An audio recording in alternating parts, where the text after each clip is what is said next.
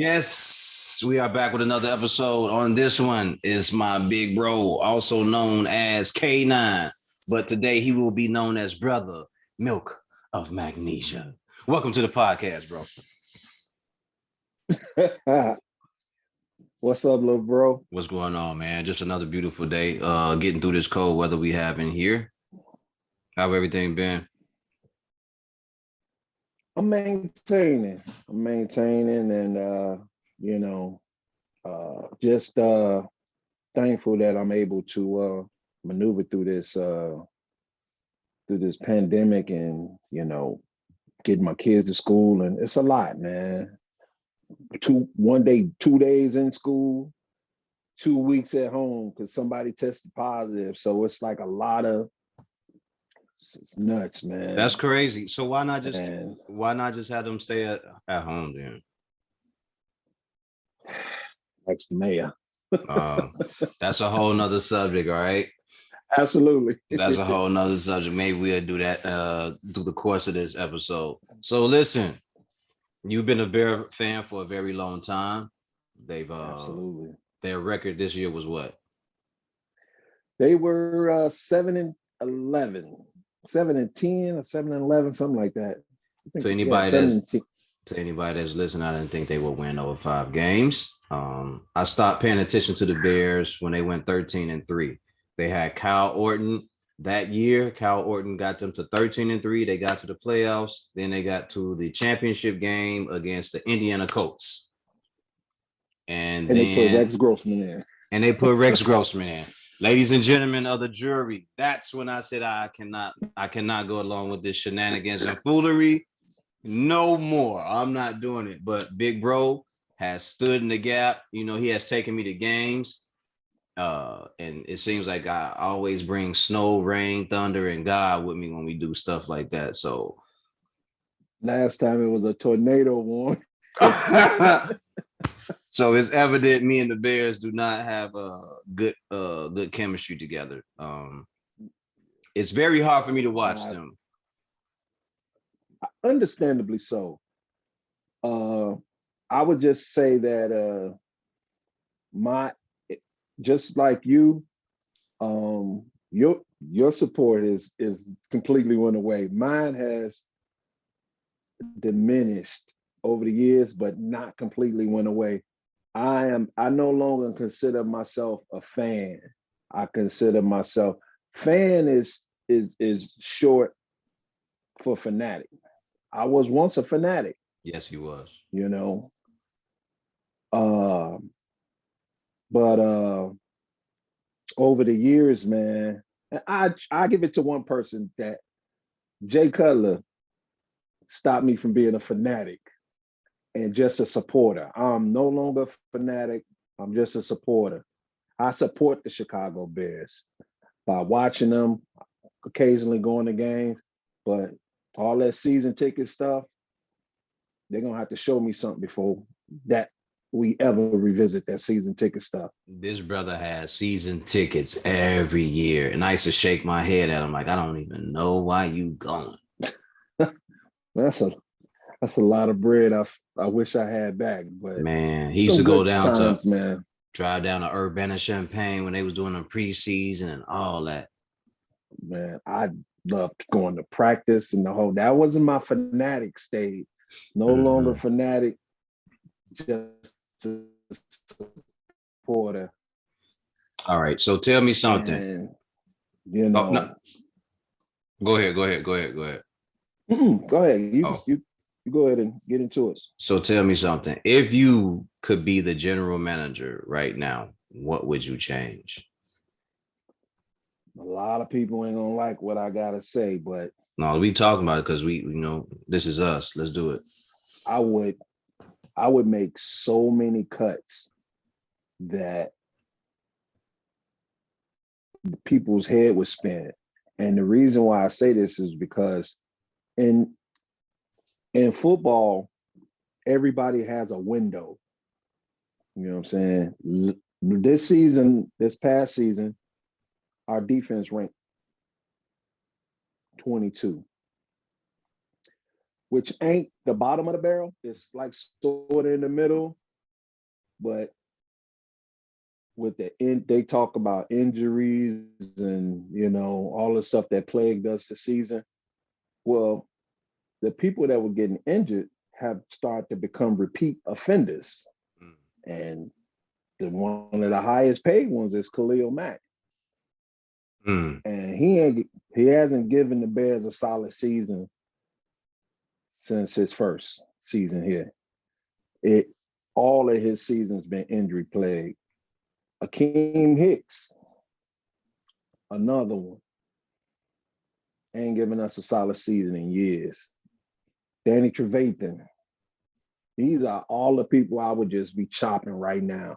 Let me go. I gotta, as my man on Pardon the Interruption say, or my man Kornheiser say, let me go to the glasses. Khalil Mack is currently making, his base salary is $12 million with a $6 million signing bonus and a $5 million roster bonus. $30 million.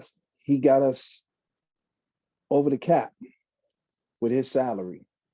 Robert Quinn, who had a solid year. Eddie Jackson, bum, Gone. $15 million. Gone. I would cut him too. Man.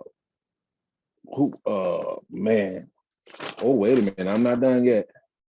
Akeem Hicks, gotta go. Jimmy Graham, gotta go.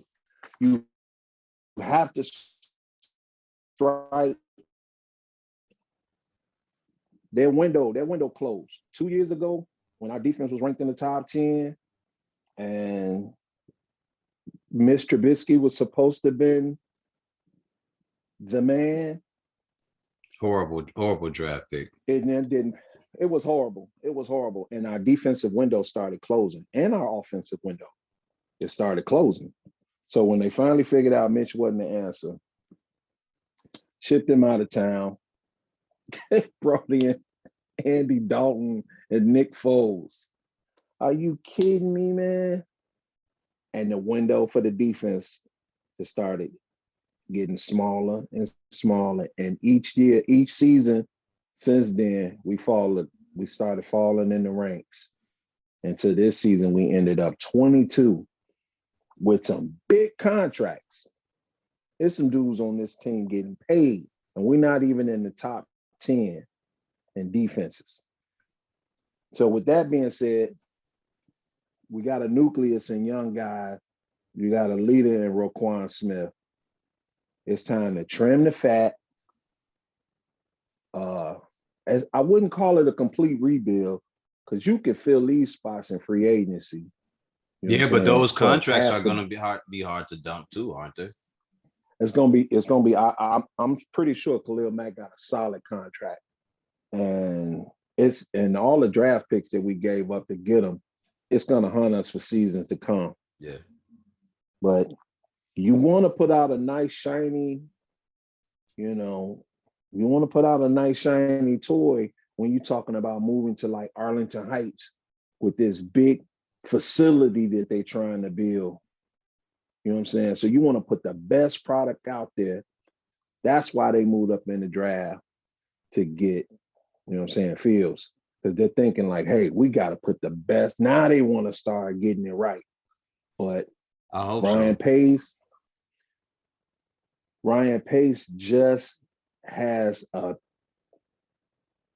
bad knack for head coaches. We've had 6 head coaches since Mike Ditka.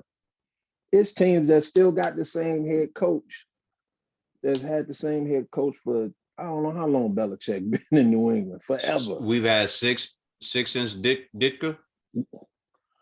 Since Mike Ditka, we've had 6 head coaches. And we've had what? And we've had what, like 30 quarterbacks? I lost count on the quarterbacks, bro. It's crazy. But the six head coaches just shows the instability. It showed the instability in the front office. Mm-hmm. And then for Lovie Smith to get fired after having a winning season, who wasn't one of my favorite coaches because I just felt like he was a seasonal coach. Coaching in the season and coaching in the playoffs is two different things. He didn't make the right adjustments in the playoffs that could have won us that Super Bowl. All he had to do was make the proper adjustments. We could have won that Super Bowl because we had the talent. Because he couldn't make the adjustments, I feel that's why he got fired. You don't feel like he was handpicked by management to be there and do that? Because why would he, a head coach, put Rex Grossman in? That made no sense. I don't think that came from him. I don't think that was him either. And that's probably where they bumped heads and he got ousted. If when you put it that way, yeah, that could have been a factor in him. And he was so calm about it after the game. Another bonehead move that they made was giving Devin Hester receiver money when he was only a punt returner and kick returner. They should have kept him maxed him out there and said, hey, we're going to bring in a top receiver to help carry this offense further. You are doing an amazing job, but this is all that we can pay you. I know you're a star and a future Hall of Famer, but this is all we can pay you. But making him a receiver, he didn't do too well as a receiver. He couldn't. He did horrible as a receiver. Horrible. It was like he was running after his own shadow. He was never a receiver. In college, all he did was punt return. He played a little cornerback, but he was never a receiver. So trying to make him a receiver so you can max him out salary-wise is a bad move, and we paid for that. So Ryan Pace over the years just, I still, to this day, nobody can explain the whole Mr. Trubisky thing. And in that draft, you had Pat Mahomes, Deshaun Watson, and who else?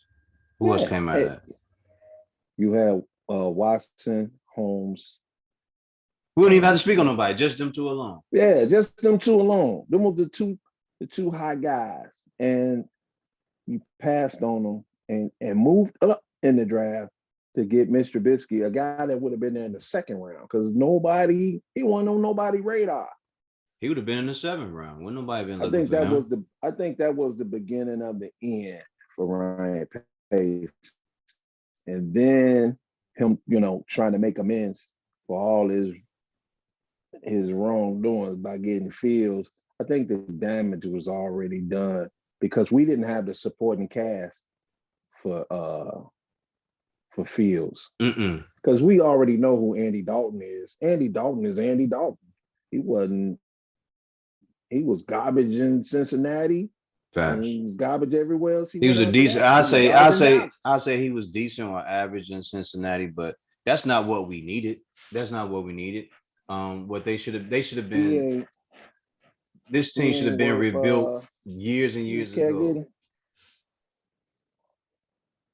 You getting $5 million or $5 million backup? Way too much bread. And then Nick Foles was back there too. And Nick Foles was still off of his Philly contract, which was for a lot of bread. Yeah. So it's bonehead move after bonehead move has got him ousted. Now we got this new guy coming in. Do you have promise for him? Do you think that he knows what he's doing? Because for everybody that's listening, I am not no Bears fan. I will occasionally watch. If you invite me over, I'll watch, but I will not root. I will not root for the Bears at all. You there? Say the one thing. Yeah, Poles, the new GM. Yeah. I will. The one thing that his resume is padded with is scouting. He's been scouting since Boston College. He was a talent scout there. Kansas City talent scout. He was responsible. You know what I'm saying? He was in the war room when they got Patrick Mahomes and other key players like Kelsey and stuff like that to build that incredible offense that they got. So he was very instrumental in that. He knows, like I say, his extensive background in picking talent, I think is going to be a huge, huge plus for the Bears. And I'm hoping that that he brings Eric Bieniemy. He's able, Mhm. after the playoffs and Super Bowl is over, excuse me, he's able to snatch Eric Bieniemy, who I think would make a fantastic head coach, but for some reason keeps getting passed on.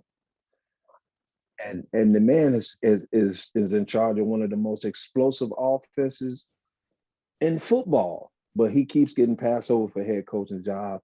I'm gonna go to bat for him, but that's my frat brother. Eric Bieniemy should be the next head coach of the Chicago Bears. Bring my frat brother on over and let him show you how the Qs get down. I mean, that would make sense though. With what's his name, Ryan Poles, the Yeah, GM. I mean, in their relation, yeah, and just their relationship alone, you know what I'm saying? But The owners have we run got to this see how this. organization into the dirt for a very long time. I don't know who it is that is advising what's going on, but they do a horrible job. All of them are just terrible. Well, and it just seems like as long as the seats are filled, that's all anybody seems to care about. There you go.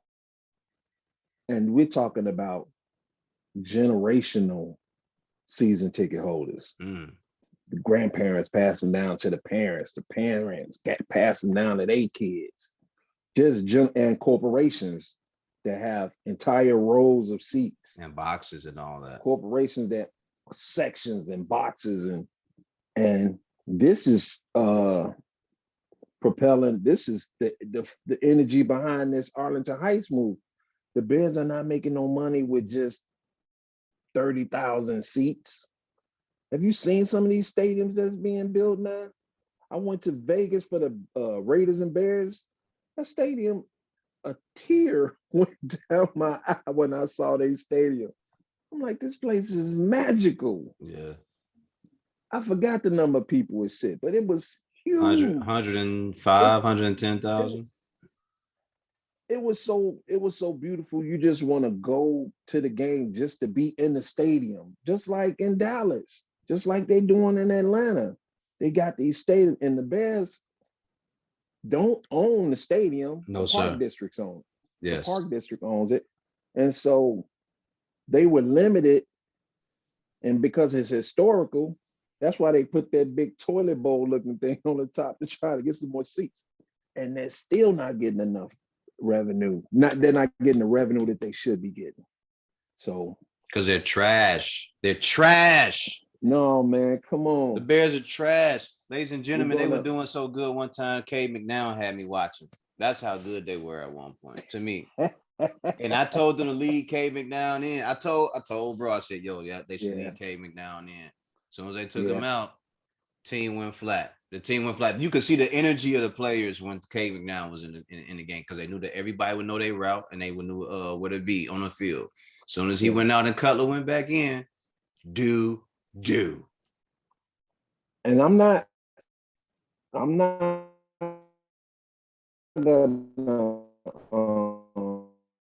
make it seem like, I think overall the foundation is there.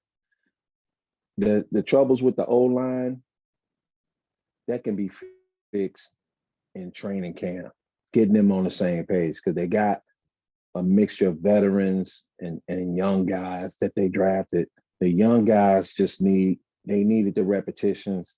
I keep forgetting the kid's name, but he had like 11 false starts during the season. So that can be fixed in training camp. You can fix the O-line. The secondary, you can fix that in free agency because some of them dudes are just bums. Straight up bums. Trevathan ain't played a full season since I don't know when. Get rid of him. Akeem Hicks. Love Akeem Hicks. He's a good dude. We talking, this is what my man said in Purple Rain. This here a business. Man. So Akeem Hicks got to go. He's a great person. I listened to Chris Carter years ago, and I posted this on Facebook. One season of football, he said there's only 5 to maybe 7 teams that actually want to win when it comes to sports. He said it doesn't name the sport. He said, but you know the team that wants to win by the effort that they put into making sure that their team wins. He said, just pay attention. He said, only 5 to 7 teams that actually want to win. They actually want to win. He said, just pay attention. He said, you know them by the things that they do to win. He said, after that, the rest of these guys are just filling seats. Look at what the LA Rams did. LA Rams was like, we want to win now. Yep. And I'm talking about they went all out. They first round draft pick, traded them to Detroit, brought in a veteran, grabbed OBJ, just Von putting Miller. pieces in place because they want to win. They want to win now. Von Miller, they want to win now. And everybody is on page with the messages is reverberated across the entire organization. It's our time right now. We're gonna make this our time right now. And we didn't move back to Cali out here to just be an average ass team. Man. We ain't moved out here for that. We ain't trying to fill seats. We trying to win. They make some major moves. Absolutely. So whereas even if they don't win this year, they will be in the conversation. And quiet as kept, I'm a Matthew Stafford fan. I thought that his time in Detroit was up years and years ago, especially once Megatron left. I was like, oh, it's time for him to go. He never said nothing. Man, he never said nothing. He sat there and ate a bowl of shit for years. But you can't hold syrup on shit and call it pancake. So I would have been up Detroit. The problem with the Bears is that, in my humble opinion, I'm not a professional sports analyst. I'm just a Bear supporter. I just feel that the general manager dictates how the team move because he's responsible for hiring the coach. He's the guy in the war room on draft day, scouting out the next talent. You know what I'm saying? You got to surround yourself with the right people. I hope that whoever comes in and coaches just wipes the slate clean, bring in their own coaches, because the whole culture needs to be changed. That's a fact. You know what I'm saying? Nobody should be safe in Chicago with this new GM. And I mean, he started conducting interviews the first day he got hired. And he interviewed guy who used to be Indianapolis head coach, the black guy. Can't remember his name, escapes me right now, but so he's like, no, it wasn't Tony. He was Tony Dungy's assistant when they won the Super Bowl in Tampa. But that guy been following Tony Dungy, you know what I'm saying? Okay. Everywhere he went. And he was Detroit's head coach, and he didn't do bad when he was in Detroit. So I think he's maybe a front runner. But like I say, I think Poles is just waiting for the playoffs and the Super Bowl to be over. And I'm hoping he grabbed Eric Bieniemy, man. That dude deserves to be a head coach with the way he's orchestrated that offense in Kansas City. Yeah, man. And we need a quarterback whisperer because it wasn't Matt Nagy. No. Not at all. Matt Nagy missed his true calling, a motivational speaker, because that dude would find a positive in every loss. I'll be like, what are you talking about, man? We just got our butt kicked. And you in front of the camera talking about how you just need to tweak a few things and we're going to be okay. No, y'all look horrible. No, that dude could have been a motivational speaker because he is not a head coach. But I'm quite sure it wasn't working. It wasn't working. Listen, man. The motherfuckers went out every game and did. And I don't want to knock them like too hard, but ladies and gentlemen, I grew up in Chicago. I'm from here. Like, I watched them for years, just throw boo-boo on the field after boo-boo on the field. And you just can't shine up a turd. I know what I'm looking at. I'm looking at. I'm hopeful uh because I've seen how fast the turnaround can come. And other teams have done it, and Chicago has done it once before. Defenses win championships. And until we get our defense and put a look what just happened with San Francisco. They didn't even they didn't even score an offensive touchdown. And they're going to the NFC Championship off defense and special teams. And they run the ball like a motherfucker too, though. And they run the ball. They run the ball, but they never got in the end zone. Mm-mm. They never got in the end zone. They just got their offense got them close enough to kick a field goal to win the game. Defense scored the only touchdown. That's crazy. And special teams. That was one of the most bizarre games I've ever seen. But I'm just glad they beat Aaron Rodgers. Yeah, he's out the way.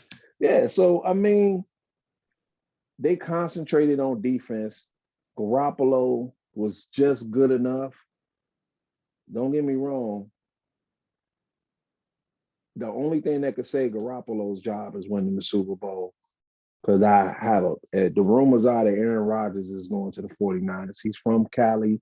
Oh, shit. I didn't know that. He grew up in the Bay Area. He went to Cal University. And I feel like his time I feel like his time at Green Bay was up once they got Matt LaFleur in there anyway. He didn't gel with Matt LaFleur. I feel like it was over before that because he didn't have no receivers. It went after Randall Cobb left or something. I was like, oh, it's a wrap. I didn't understand that move at all. Yeah. Cobb was his but him and Devontae Adams, man. That's a force. I could see Devontae Adams bouncing with him.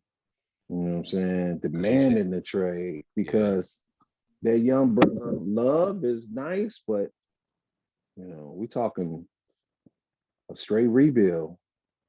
You know what I mean? Because some of them dudes' window is closing in Green Bay. You know, and Aaron Rodgers said publicly today he's not going to be a part of a rebuild. There's no point. He's been in the league for what, 13, 14 years now? 14 years, man. Nobody trying to see no rebuild. So San Fran has a young nucleus of players. Oh man, can you imagine what he could do with somebody like Deebo Samuels, man? Did you hear me? Deebo, man, I hope he's healthy for the next game. Deebo, I've never seen anything like Deebo in a long time. The way he come out the backfield, it's like everything he do is just like ridiculous. I just call him do it all because he does it all, man. And he made that run to get them in field goal range on a bruised knee. And he just didn't quit, man. He's like, yo, I'm going to do whatever it takes, man, to put us in a position to win. Those are the kind of dudes, man, that energize your whole squad. You know what I'm saying? And the Bears got a small window because, you know, some of these guys are going to be looking to get paid real soon. And, you know, Chicago Bears are not in the business of paying. So we may lose Robinson because he wants a max salary and they franchise tagged him because they're not going to pay him. Then you got Montgomery, who is a stud. He'll be coming off his rookie contract soon. He's going to be looking to get paid. And they never pay him. They just use him up and salary, keep him going. Franchise tag, and then they out. Especially with running backs, because running backs only got a 3 to 5 year lifespan anyway. Yeah. You know what I'm saying? So Montgomery, they need to get it going while they got a stud like Montgomery and a backup like Davis and a young. We need the reason why I say we need Benemy is because Benemy uses He let Patrick Mahomes be Patrick Mahomes, and he Mm-hmm. decides the offense around what Patrick Mahomes' strengths are. So that's what we need in Chicago with Fields, because Fields is Patrick Mahomes ist, Okay. in so many ways, running, extending the play, throwing on a run. But man, Nagy, he don't have that kind of offensive intellect. With that said, certain types of guys in the league are either outdated or they need to update their catalog then, right? Because this influx of quarterbacks that we're seeing, as well as the defensive players, they're all running 4.3s and 4.5s. Like nobody's gonna stand in the pocket anymore and just take hits. Like fuck that. Man, well, see, I'm old enough to remember when defensive ends were big fat dudes. Yeah. You know what I'm saying? You ain't got no big fat dudes coming off the end anymore. These dudes is chiseled. Yeah, like 4.4s. That's what I'm saying. Like 6'5", 280 now might look like you. Man, these dudes is coming off the end so fast that unless you got the number one offensive line in the league, you can't do nothing about it. They can't save you. You gotta have, I'm talking about one of the coldest offensive lines to stop a guy like, Donaldson and all of these dudes that are rushing in. Donald is a monster. They lined him up in so many different positions that last game, man. He gave them the flat blues, man. And then they got Ndamukong Suh on that team as well. And Rams too. I think Ndamukong Suh. Is he here? I thought he was. I think so. I'm not sure. I'm not too sure who's all on that defense, but it's them dudes is vicious, man. Them dudes is vicious. See. I think he's in Tampa, ain't he? Is it Tampa? Let me check and see. If I'm mistaken, that guy's in Tampa somewhere. But yeah, you don't have them big Tampa. He in Tampa. You don't have them big fat defensive ends no more. That's a wrap for that. These is cornbread fed Mississippi boys, man. They bench, these dudes is in the gym. Yeah. And they coming fast. It ain't no more that 4.7, 4.8, 5 second. These guys can get off the line and keep up with Usain Bolt if they need to for 4 seconds, man. And the game has evolved. Yeah, it's sped up. Everything is sped up now. Everything is sped up. And then when you stuck in a certain methodology, like the Chicago Bears was, we could put anybody back there, quarterback, and we could beat you defensively. No, you got to have a balanced attack. There's a reason why guys like Tyreek Hill runs a 4.2 or 4.3. Tyreek Hill his legs be moving like a cartoon character. Every time he catches the ball, I just shake my head. I'm like, man, that's ridiculous, man. And then to be 5'6", 5'7", you know how low you got to get to somebody like that? First, you got to find him amongst all these big dudes that's blocking for him. And then his lateral movements is so crazy. It's a lot of fun watching him. Watching him play. That game Saturday against Buffalo. Nuts. That was banana nut bread. I stood up and clapped in the house. I was like, bravo, gents. Banana nut bread. I have never seen such offensive fury. I'm talking, and Josh Allen is the future. Yeah. Allen is, I'm talking, he's going to be the next dude they have in the conversation of GOAT. It's going to be him and Pat Mahomes. Him and Mahomes. Yeah. Because Patrick Mahomes is doing some really freaky stuff with the football, man. I'm talking about, it looked like he made the ball curve around the defender the other day. I was like, are you kidding me? Yeah, when I saw that, I was like, what? sidearmed it and it kind of curved around the defender. I'm like, come on, man. But you know what I liked about Mahomes that game? He didn't do too much trickery. It wasn't a lot. It was mostly let me move the ball down the field and let me make the right reads. He didn't do a lot of trickery. It was like, all right, let me keep it in the pocket. This is we want. He is seasoned now from 2 years ago when, you know what I'm saying? Just when having he was, fun. When he was just going off of raw talent alone. He's seasoned now. He's reading defenses. And Fields will get there. Fields will get there with the right coaching. You know what I'm saying? Coaching is so critical when you're dealing with raw talent like Fields that's just used to being athletic. What Fields is finding out that he was way faster than everybody in college. These dudes in the NFL are just as fast as you. Yep.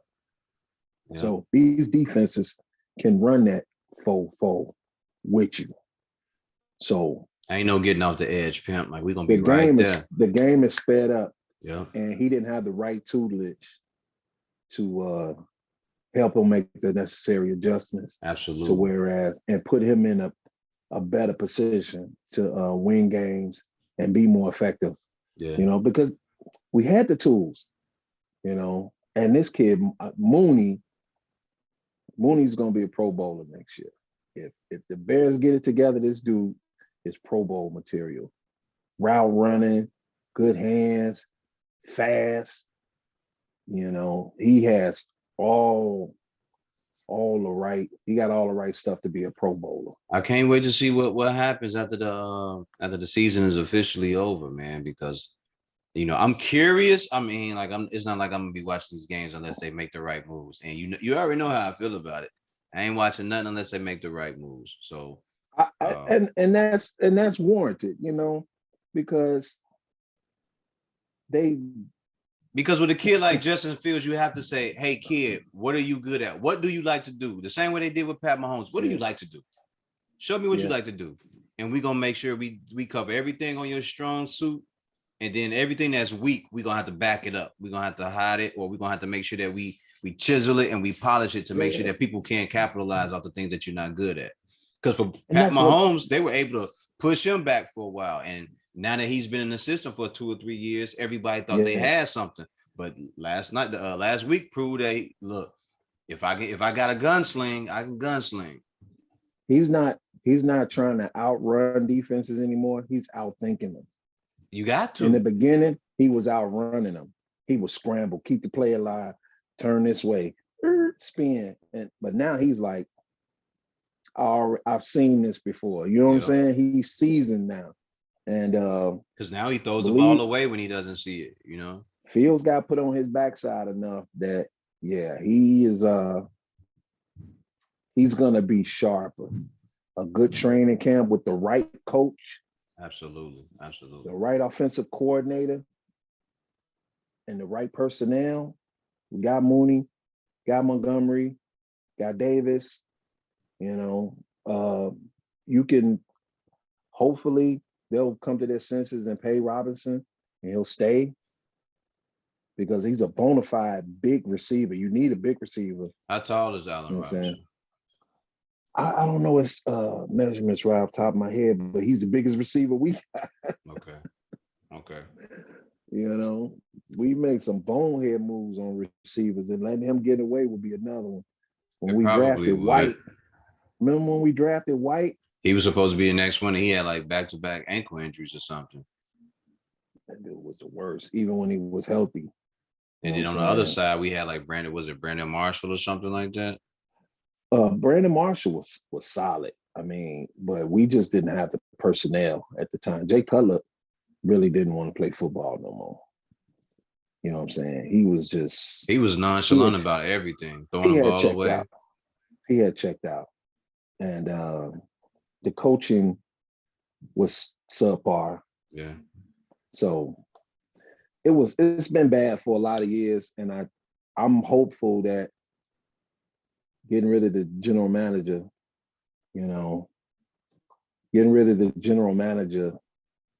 and bringing in the right head coach will re-energize the organization, man. It's needed. And It's it's needed. needed because I could have been doing a whole lot of other stuff. I probably already have my master's if I wasn't wasting Sundays messing around with the Bears. Now I'm playing catch up, trying to finish up my master's, but all good things, they work themselves out. So yeah, man. Listen, for everybody that's listening, we used to go to a certain bar in the city at the time, and they got the Bears games listed on this big chart, and you got to go and put up the W or the L. I used to laugh. I'm the only one in the bar clapping when they put up the L. And I think it was Isola. She used to go up there, put the black mark and put the L. I'll be, put them L's up there, man. That was so deflating, man. To be sitting in your favorite watering hole, watching L's get put next to your team. I loved it. I loved every moment of that. You are such a jerk, man. Man, I loved it. I still enjoy watching the game with you, even though I know you ain't 100 in it like I am. But I understand where you're coming from. They got to show you something. You got to give me something. For anybody who's listening, I kind of give it the equivalent of a bad relationship. Do you really want to do that? Why are you still in that relationship? Y'all just used to hurting each other. Yeah. Man, I don't watch this dude have damn near have heart attacks watching these guys play. Throwing plates of food, beer, everything. Man, I have had in my fandom, I had some really bad Sundays. Man. Oh yeah. I knew I had gone too far when Lovie Smith sat the starters of the last game of the season against Green Bay.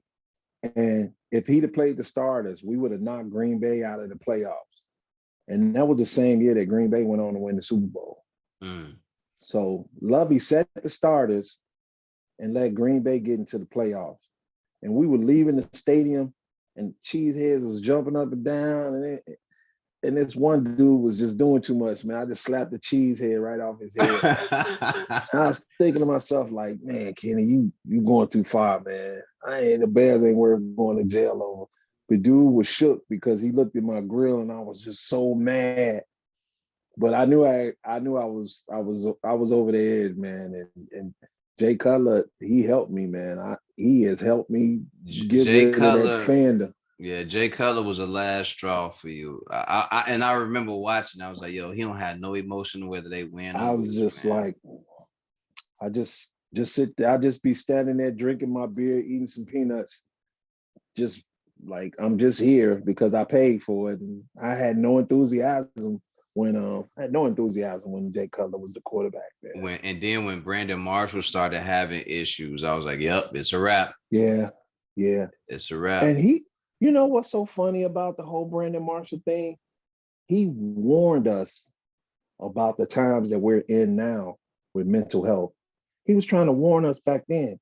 He had been diagnosed as bipolar, and he needed certain, concessions to be made. Yes. And they refused to do it for him. And now look at what's going on now. But look at how outdated everything about the NFL is. It's all outdated. Yeah. It's all outdated. The Redskins the Washington football team still don't have a name. Y'all can't come up with a name for that yet? What's wrong with y'all, man? It's a million things out here that y'all could call that team. Bottle caps. Shouldn't have been the Redskins this far into the 2000s. No. It shouldn't have been the Redskins. I'm like, man. But we could talk about the country and politics. Yeah, we don't have to do that another on this episode. Yeah, we gonna keep it lighthearted. We ain't gonna go serious on y'all. Yeah, so we the Chicago Bears know that they have to put a shinier product out there with this Arlington Heights thing. Because you're talking about folks that are going to be driving. That's a nice little ride. It is. It's a nice little ride. But I think what the Metro goes out there too, so some people might be taking that, and it drops them off right there Yeah, by the field. So yeah.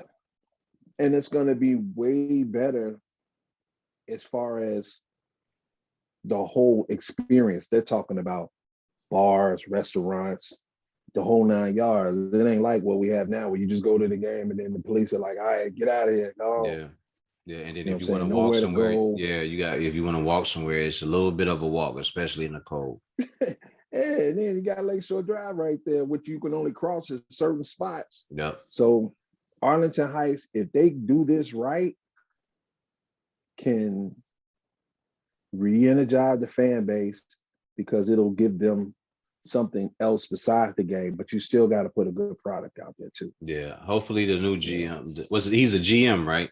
He's a Yeah, GM. he's a GM. And Hopefully he the goes and he looks at everything that these guys have been doing and go, all right, all you guys got to go.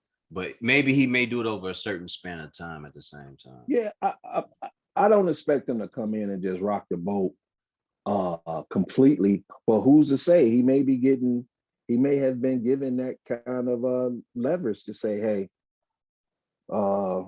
you ain't been producing, because numbers don't lie. They don't. You know what I'm saying? You could just look at some of these guys' stats, games played, and just be like, you're a liability, you're a liability, you're a liability. You cut. And football ain't like basketball. You know what I'm saying? Where these dudes you could get just flat out cut and just get the money that you negotiated and guaranteed. Yeah. You know, so I mean, it's sad that's the nature of the beast, but that year that Matt Forte was there too, Brandon Marshall was there because they had like 1,000. I remember because I enjoyed that. I enjoyed watching that. They were killing it, man. And it was like Matt Forte, Brandon Marshall, and then the tight end. They were all 1,000 yards rushing or receiving. And I was okay with watching it then. I was okay with watching Miller before he messed up his leg. And oh man, those were the good times there. But we just I don't know, man. We've been on the precipice of greatness sometimes, and then sometimes we just look like doo-doo. And I won't say we're completely doo-doo, because I think Detroit still holds that title. Yeah, Detroit is doo-doo. And then Jacksonville is garbage. Yeah, they are garbage. They are garbage pail juice, Jacksonville. And there's gonna be some changes. It's time for some changes to be made in Chicago, though, because how are you gonna sell the upgrade on these tickets for this Arlington Heights thing? If it happens, we're talking about upcharge on tickets, parking, everything. You got to be able to sell that with a good product. You know what I'm saying? I don't think they need to, man. I just think Bears fans would just line up and show up for this type of stuff, man. True. It's almost like a status thing. You know what I'm saying? You know, people I got a skybox, and, you know, people showing up to tailgate. They love that shit, man.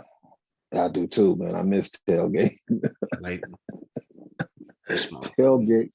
It's a whole nother world to football. Tailgate is it. Tailgate. You know what? When you had me there once, I don't know if it was you or somebody else, when they had me there doing a tailgate, and that shit was pretty damn fun, though. I enjoyed that. You and I went to a tailgate once. That was pretty fun, man. That's the only time, man, that Chicagoans of all areas can come together and just have a good time. Yeah. During the tailgate. So that's why I enjoy it so much. You got, like I say, North Side, South Side, East and West, coming together for the Bears. And suburbs, everybody breaking bread and throwing them back. And I had people handing me hot dogs that I would normally go, I beat your mother. Just take the hot dog. Just take the hot dog. Then we do all of that. We get all hyped up, and then we got to go in the stadium, fingers crossed. Yeah.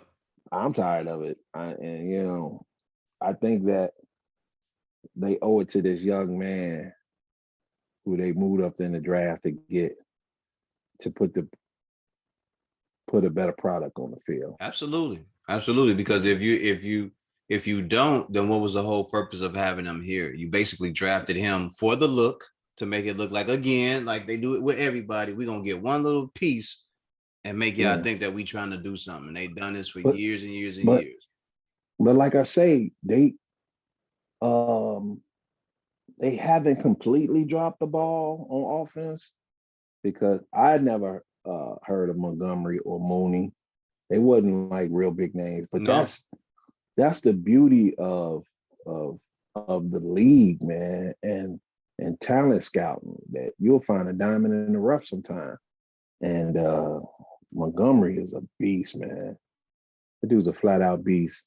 And Mooney is, like I say, he is Pro Bowl material. Him and Montgomery are Pro Bowl material. We just need to get our quarterback up to speed. And the O-line needs some work too, right? Yeah. Peters was solid. He had some health issues, but he was the most solid guy on the O-line. And like I say, the O-line could be addressed in free agency and in the draft. It's not, I think our secondary, I meant to pull up where our secondary ranked at the end of the season, because it had to be close to last. And Eddie Jackson went to the Pro Bowl 2 seasons ago. You know what I'm saying? I mean, well, it's the season before this one. And I think he was just waving people through like the people at the airport, like, you could go here for the touchdown. I just didn't understand what he was doing, man. He had no interceptions and was just getting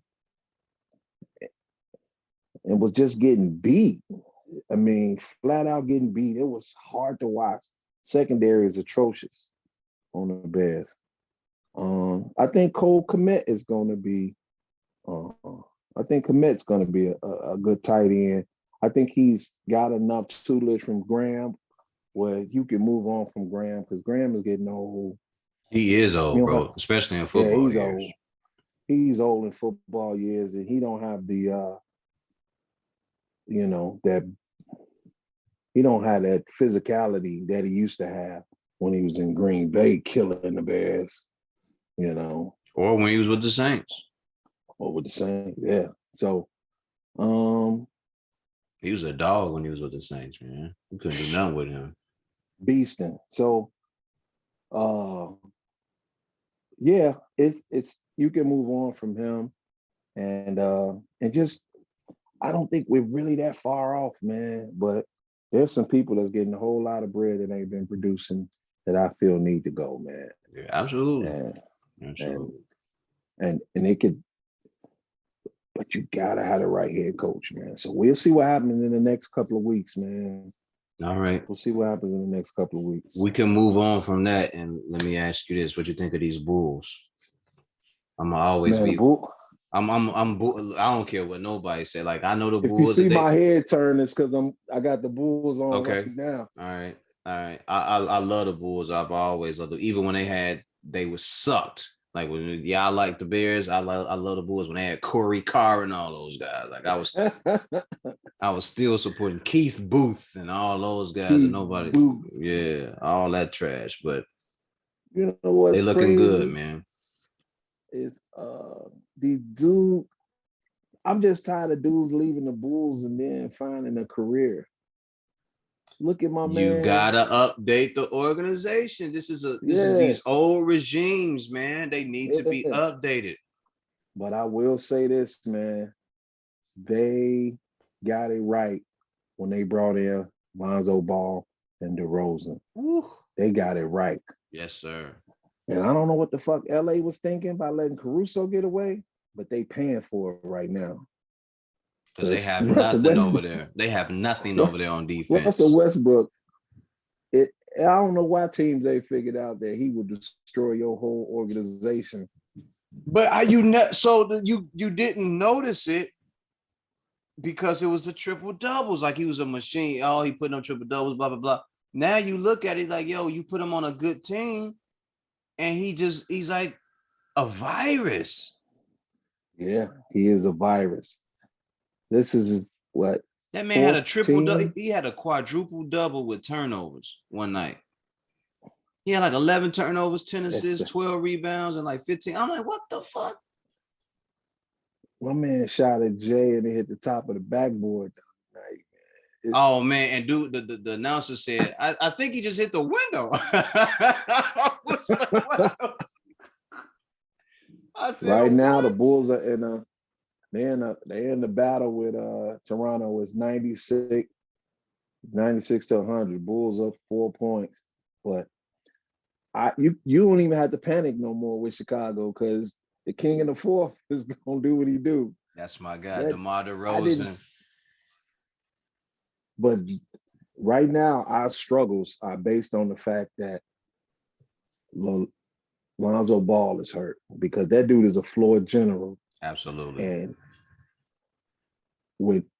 as he goes, so does our offense. Yeah, he's a And good engine. He can orchestrate. Man, he really sets everybody up to be great, and he's not even looking to score all the time. But when he do score, he makes it even harder, because once his shot starts falling, then Zach starts falling in line, and DeMar goes, y'all do y'all thing. Let me know when we get to the fourth. Y'all know where all that slides. I love it. Let me ask you this, man. Let's reverse roles for a second. You asked me about the Bears, but do you see just a bit of, I wouldn't call it jealousy, but a bit of Zach trying to do too much to keep up with DeRozan? I see that from time to time. He's forcing a lot of his shots now. Yeah, too much. Forcing a lot of his shots now. The shots, all the extra dribbling that he does is a little too much. And if you notice, offensively, he gels better with Vukovic than he does with DeRozan. DeRozan and Ball gel. Vukovic and Levine gel like they know what each other's doing, because they played together. But Ball and DeRozan, this their first year playing together, and they are clicking. But when DeRozan and Levine start the game off, it seems like it's a bit. Zach is sometimes, if DeRozan start getting off, Zach will start trying to force it. You know what I'm saying? And he don't need to, because he's a finesse player. Like, he doesn't do anything. Yeah. He's not like a go get it guy. Like, he's a finesse player, and you can see it in his game. He's forcing it and crying about calls now, and that wasn't his game last season. Last season, I mean, he carried the whole team, and yet he didn't have to force anything. I think now, because he getting that look, and it looks better because he got DeRozan there. Now he's starting to ask for those type of calls. But if I was him, man, I would just ball. I would just ball the fuck out.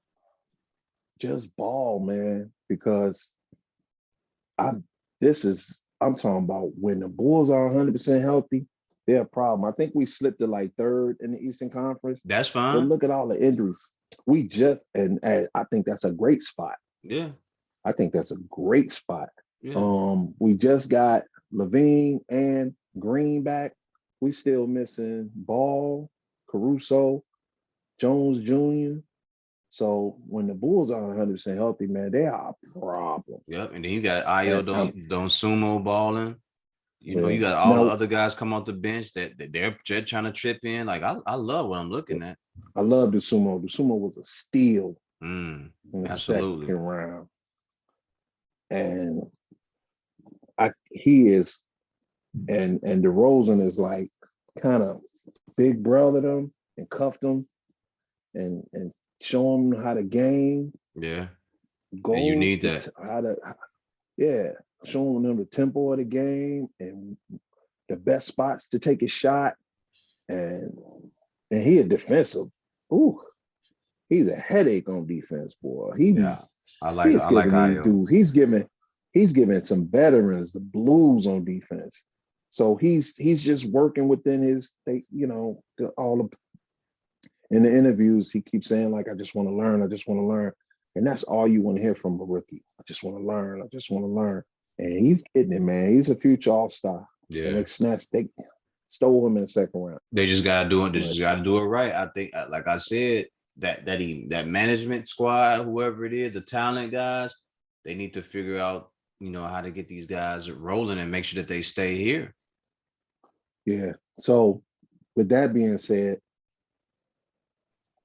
given that they're in the upper echelon of the Eastern Conference now, which no one expected. Do you hold on to Patrick Williams, or do you?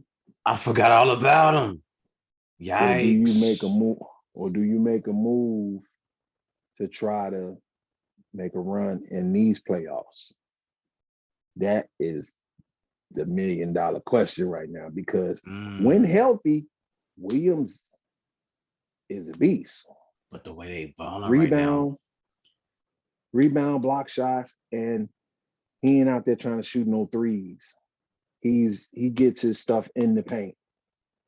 He ain't like, I think him and Vukovic, when on the floor together, can be a nice 1-2 punch. Yeah. But he can't stay healthy. And nobody saw this coming.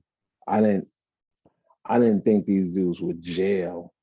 No, I didn't either. I was like, man, we might be number 6 or number 7. Yeah, man, these dudes got aspirations of going deep. You know what? And let's say this too, though. I think Lonzo needed this, man. I don't think the Lakers was where he needed to be, or what was the last team that he was with? New Orleans. It looked like it could have jailed there, but it didn't look like they had the right pieces. You know what I mean?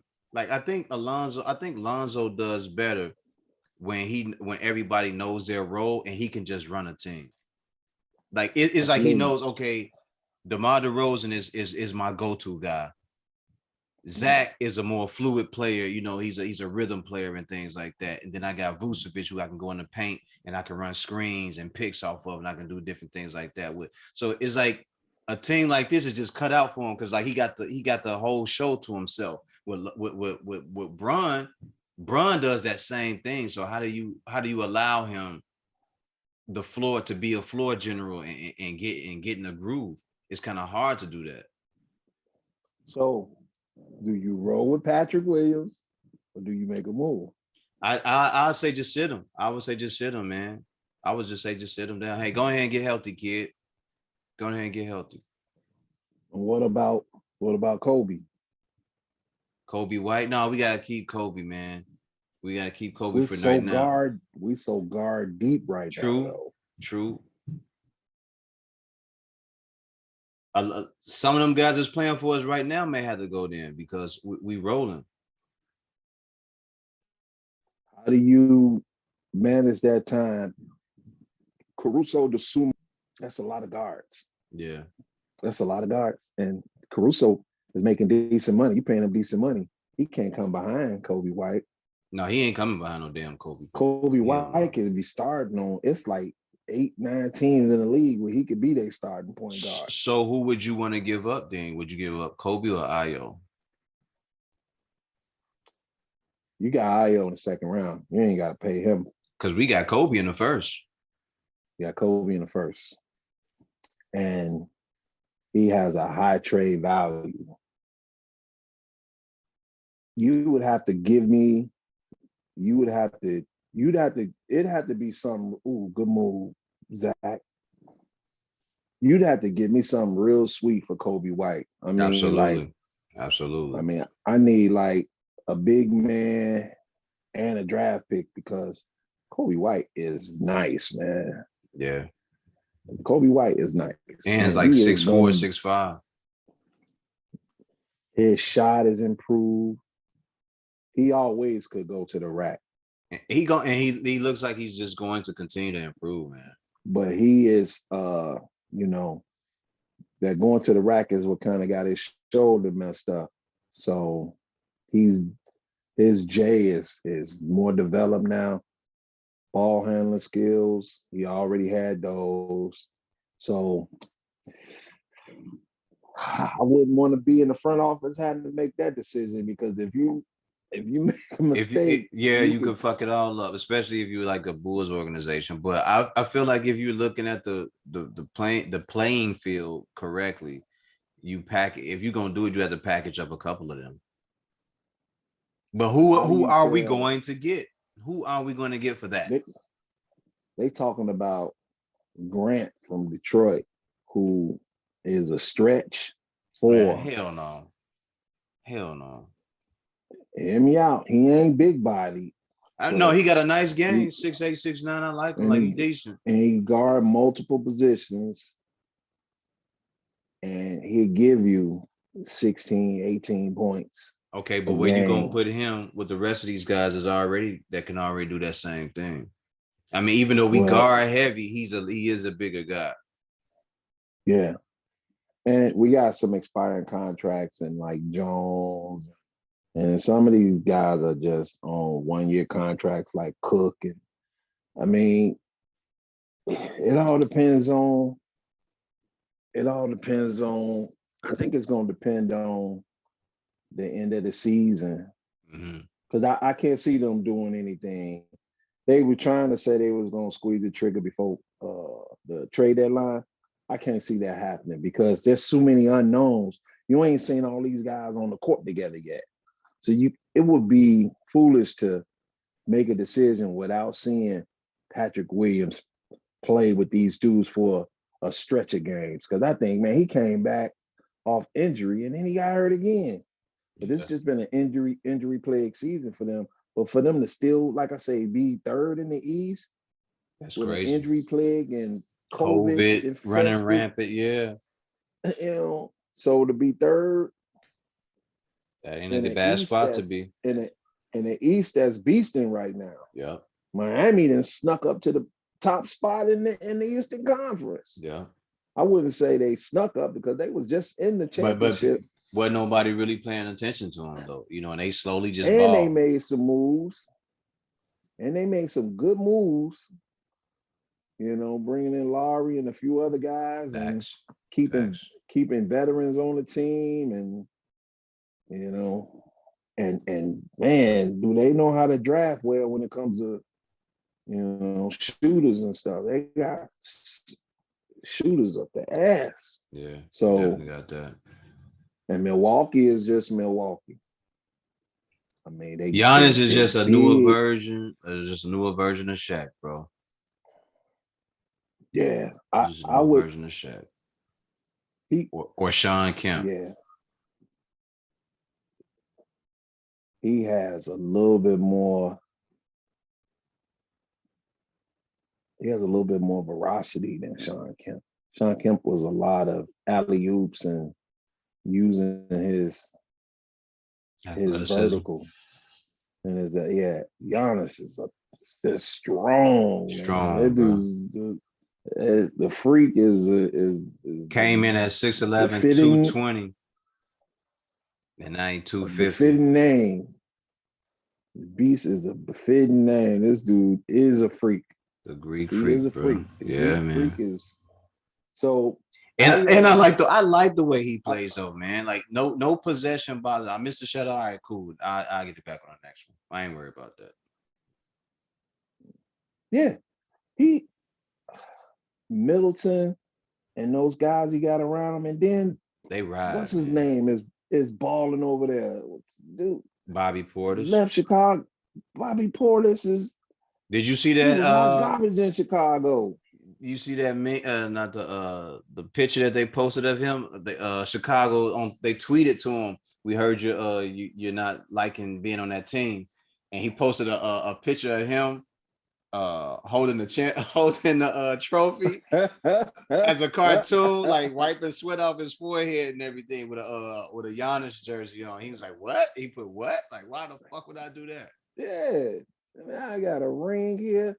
We still killing in the East. Hell yeah, and they love me over here.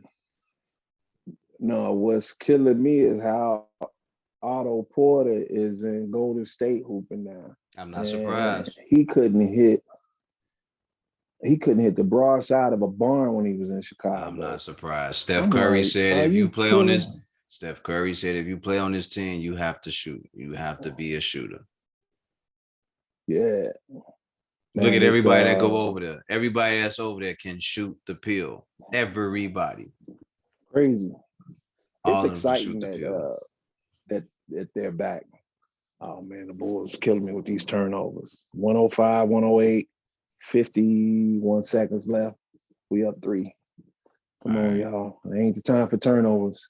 Hey, I'm gonna let you go then, so you can go ahead and enjoy it. We can call it a wrap. Hey there. man, this was a pleasure, man, and I appreciate you for putting this together, man. Absolutely. And when you blow up, don't forget about me, man. Oh, you know that ain't gonna change. It ain't gonna change now. I'm gonna still be me. I'll be that dude on the side, like Drink Champs. I'll just be the dude on the side that just chime in every now and then and getting smashed. When that happens, it'll be a round table so everybody can chip in and do their thing. I ain't gonna change nothing for nobody, man. Everybody. I know, man. I'm just messing with you, man. I love you because you're a stand-up dude, man. Appreciate it. Ladies and gentlemen, but this is the big bro with me, chilling out, hanging out, talking about the Bears, Bulls, and everything Chicago. We're gonna do this again one day soon. Appreciate you hanging out with me. Gratitude, man. Yes, sir, bro.